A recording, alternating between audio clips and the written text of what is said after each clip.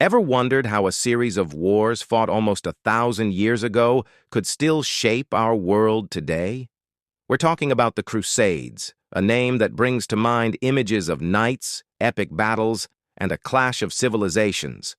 But the real story is so much more complex and fascinating than that.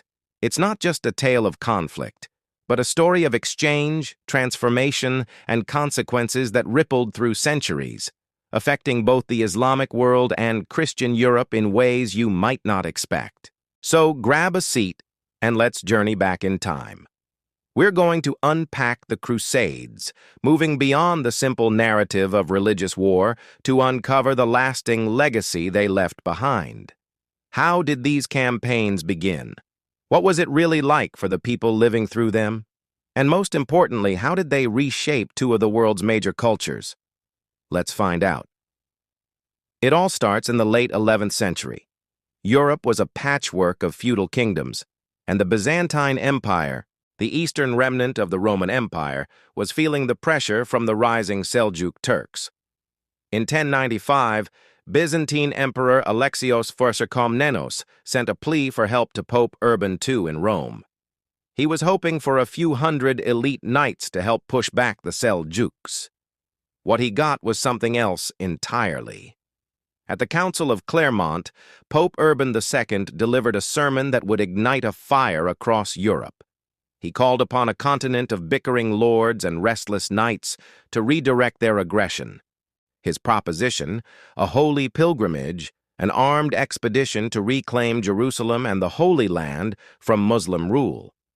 He framed it as a defensive war to aid their fellow Christians in the East, and as an act of ultimate piety, promising remission of sins for those who took up the cross. The response was overwhelming. It wasn't just knights and nobles who answered the call. Peasants, craftsmen, and common folk, fueled by a mixture of religious fervor, a desire for adventure, and the hope of escaping the hardships of their daily lives, joined in. This was the birth of the First Crusade, a massive, chaotic, and ultimately successful campaign that captured Jerusalem in 1099. This victory, however, was just the beginning of nearly 2 centuries of conflict. Now let's shift our perspective and look at this from the other side. For the Islamic world, the arrival of the Fringe, as the Crusaders were called, was a shock. At the time, the region was politically fractured. The Seljuk Empire was breaking apart, and rival caliphates in Baghdad and Cairo were vying for influence. This internal division was a key reason the First Crusade succeeded. The Crusaders weren't facing a unified superpower, they were facing a series of local rulers who were often more concerned with their regional rivals than with the newcomers. Initially, many Muslim leaders saw the Crusaders as just another group of Byzantine mercenaries, not a unique threat. But the brutality of the capture of Jerusalem, where countless inhabitants were massacred, sent a shockwave through the region. It was a wake-up call.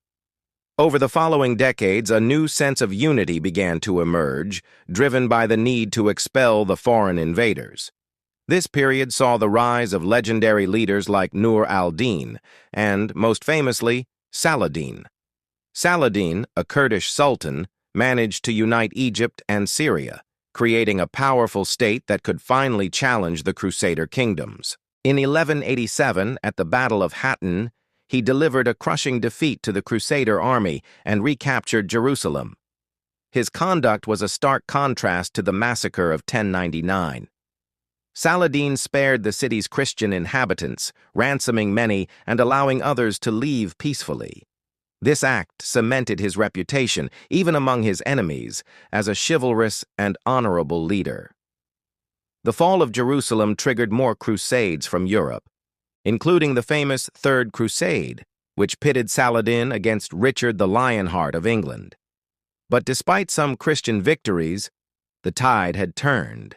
For the next century, the Crusader presence in the Holy Land would slowly wither away, culminating in the fall of their last stronghold, Acre, in 1291. So, the fighting eventually ended. But what were the long-term consequences? For Europe, the impact was transformative. Knights and nobles who traveled to the east came back with new ideas, new tastes, and new knowledge. They brought back spices like pepper and cinnamon, sugar, and luxurious textiles like silk and muslin.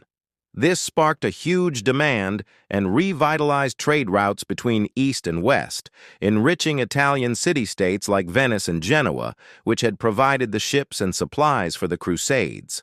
This contact wasn't just about goods. It was a conduit for knowledge. European scholars gained access to Arabic translations of ancient Greek texts on medicine, mathematics, and philosophy, which had been lost to the West. The works of figures like Ibn Sina or Avicenna and Ibn Rushd or Averroes became standard texts in European universities, helping to fuel the intellectual ferment that would lead to the Renaissance. Politically, the Crusades had a profound effect as well.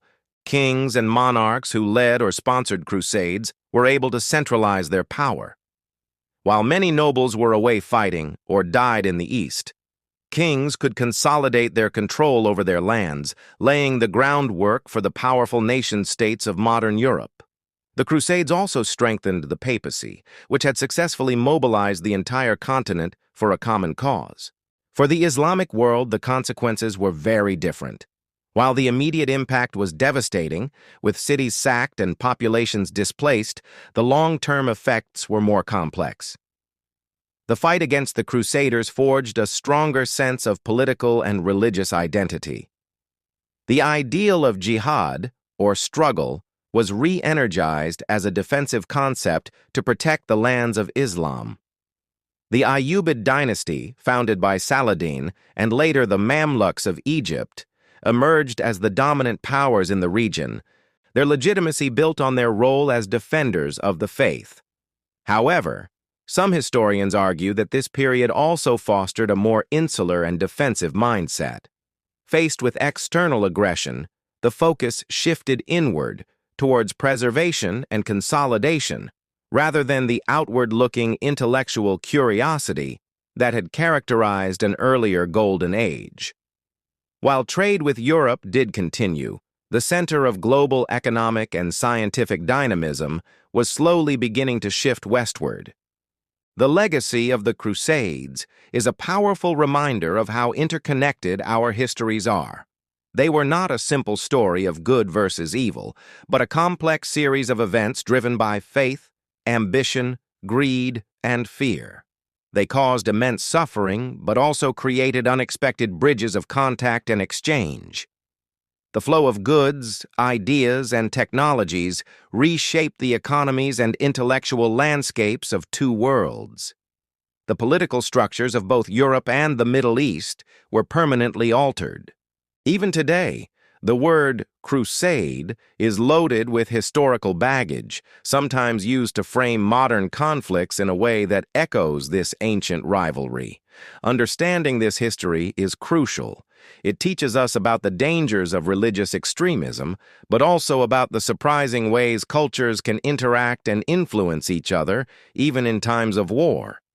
The echoes of these distant battles still resonate, woven into the very fabric of our modern world. Thank you so much for joining me on this journey through a pivotal moment in history. If you found this exploration of the Crusades interesting, please hit that like button and consider subscribing to the channel for more deep dives into the events that shaped our world. Let me know in the comments what topic you'd like to see next. See you in the next video.